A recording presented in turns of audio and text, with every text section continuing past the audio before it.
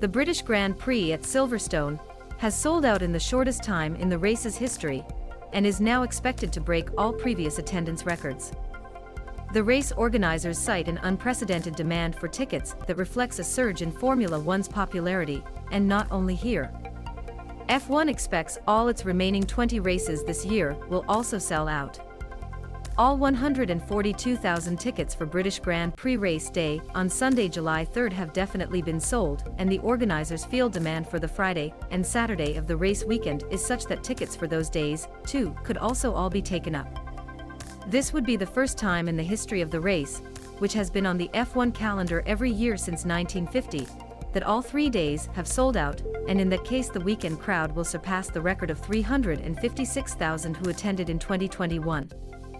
We have experienced unprecedented demand for tickets for the 2022 Formula One British Grand Prix, said Stuart Pringle, Silverstone's managing director.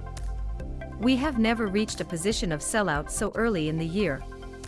We have increased capacity slightly by adding extra grandstand seats, and anticipate our race day crowd to reach 142,000 this year. If sales continue at this pace, we expect to be sold out across all 3 days. Silverstone is not the only circuit enjoying the resurgence of interest.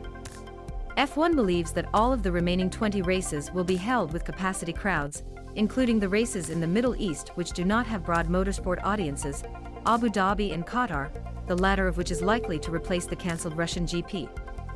The season finale in Abu Dhabi last year attracted 108.7 million TV viewers globally, while the sport reported a cumulative audience for 2021 of 1.55 billion, a 4% increase on the 2020 season. The most recent round, held in Melbourne, attracted 420,000 fans, Australia's highest attendance across a weekend sporting event. The race, which took place at 6 a.m. UK time, returned one of the broadcaster Sky's highest viewing figures. It averaged at 1.01 million, making it the most watched morning F1 race on Sky Sports, an increase of 41% on the Australian GP in 2019, and a higher average than the final round of golf's Masters garnered that evening. F1 recently announced it would be holding a race in Las Vegas next season, and is expected to add Kyalami in South Africa to the calendar in the near future. The US will now host 3 races in 2023, as the sport expands in the marketplace it has long wanted to crack. F1's chief executive, Stefano Domenicali, has stated that the interest in hosting races was such that the sport could easily hold up to 30 meetings a season, although the calendar is capped at 24.